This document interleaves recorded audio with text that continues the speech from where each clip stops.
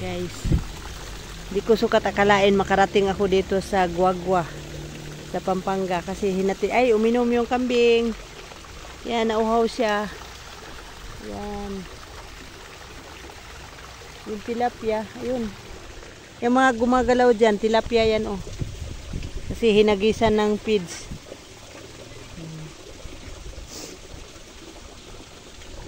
Ito yung palaisdaan oh. Ang lawak-lawak, grabe. Yan. Tapos dyan kanina nanguha kami ng kalamansi. Kaya pag uwi ko may dala akong fresh na kalamansi at saka dahon ng sili. Yan. Yung dalawang kambing. Dito yan sa Guagua sa Pampanga. Itong maliit dito may isda din yan, wala? Meron? Anong meron dyan? Tilapia din. Oh. Malalim yan, hindi. Malalim yan, hindi.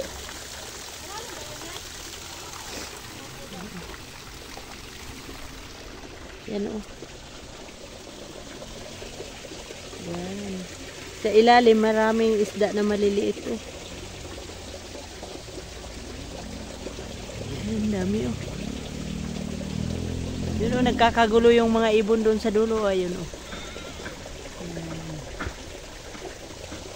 Kasi nila, kinukuha nila yung feeds, kinakain nila. Ayan.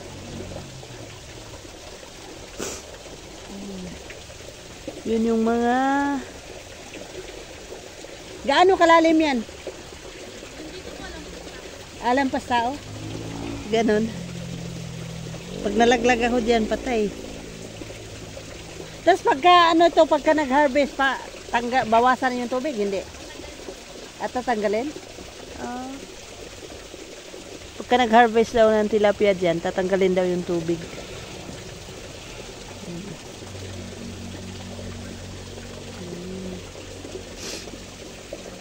Hindi mo makita yung tilapia kasi malabo yung tubig. Tapos doon sa bandang gitna guys, oh, mayroong doon. Hindi ko alam kung ano yan.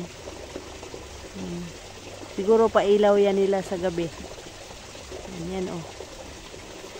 Lawak ng oh. Grabe.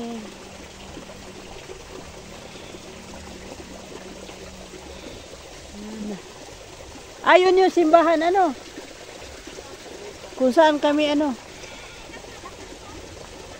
yung doon kami dapat doon kami bumaba kanina o umikot. Ang layo pala na inikutan namin.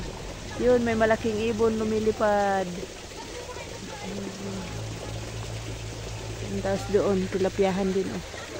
Ganda oh. Yan. Ganda-ganda ng nila dito oh. Lugar nila dito oh. Tapos may puno ng guyabano, tapos langka.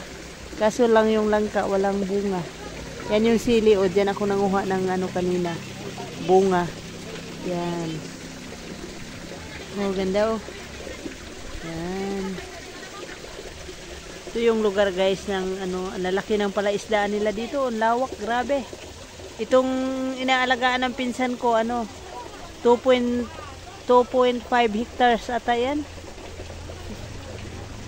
Yan, ang dami sigurong isda dyan. Yan. Ala, ayun oh. Tumatalon sila oh. Yan oh. Yang parang kumukulo guys.